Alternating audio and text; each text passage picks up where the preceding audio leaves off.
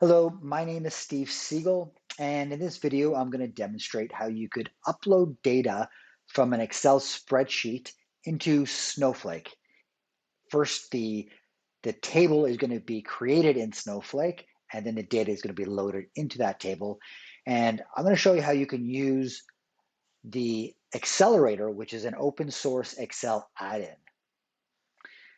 In this spreadsheet here, this contains the maximum number of rows possible that Excel supports.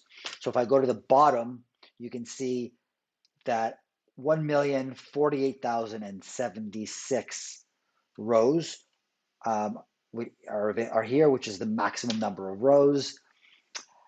And before we could actually start, what we're going to do is save this CSV file as an Excel macro-enabled workbook.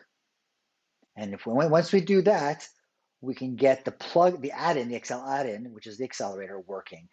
The Excel add-in provides you these buttons over here in the upper right ribbon bar. But right now you can't use them because it's just a CSV file.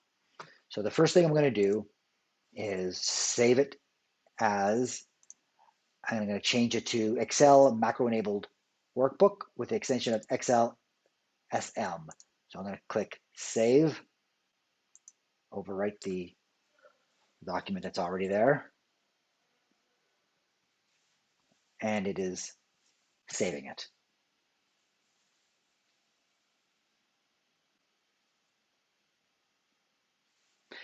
So once it's saved, now these buttons are enabled. So the first thing I'm going to do, since we are going to be creating a new table, the first row represents the names of the columns in that table.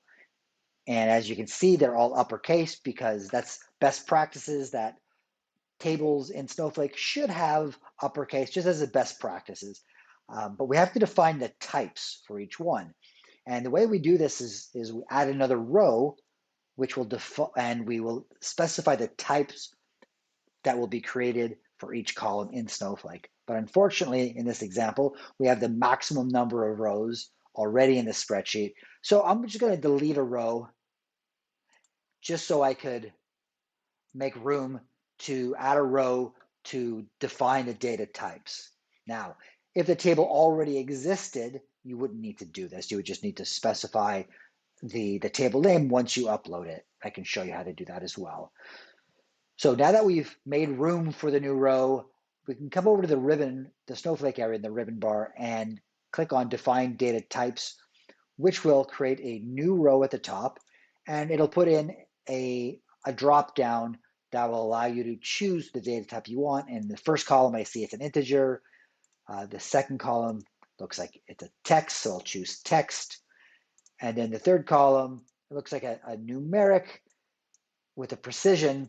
So what I'm going to do is I am going to specify 32, 2. Looks like there's sometimes 2 digits after the decimal since it's a financial workbook.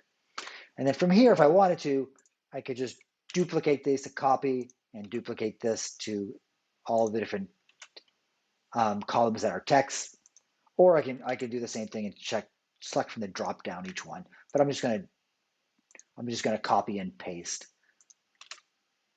And the last two look like they're flags, so they could be booleans. So I'm just gonna select boolean, copy this, move it over to here. So now I have a spreadsheet with the data types in the first row, the names of the columns in the second row, and all the data underneath it. And from here, I am going to click the upload button. But the first thing it's going to ask me is to actually connect to Snowflake. So this is the connection dialog with the server URL, the user ID. I'm going to type in the password. You can specify the role in the warehouse, and as well at the top, you can see that if you have a Snowflake account with SSO enabled, you can select SSO as well. So I'll click OK. It's now going to authenticate me. It's going to retrieve some metadata about my account, and it's presenting me with the upload box, and it's going to upload the data into a table that exists in the database and schema that's outlined here. And because I'm going to create a new table, I'm going to go down to the advanced options, click on create new table. I'm going to specify the name of the table as fraud. Click on OK.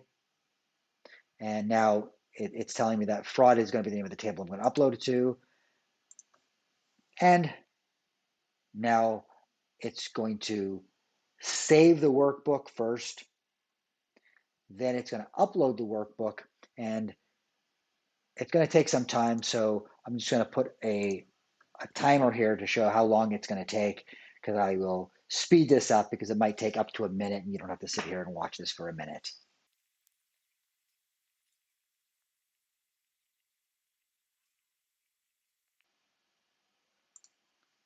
And it looks like it's complete, and it took a little over a minute to complete.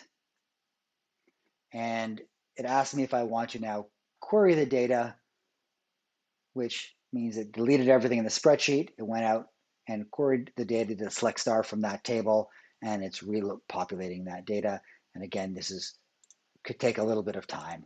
So I will speed this up and show you the time lapse.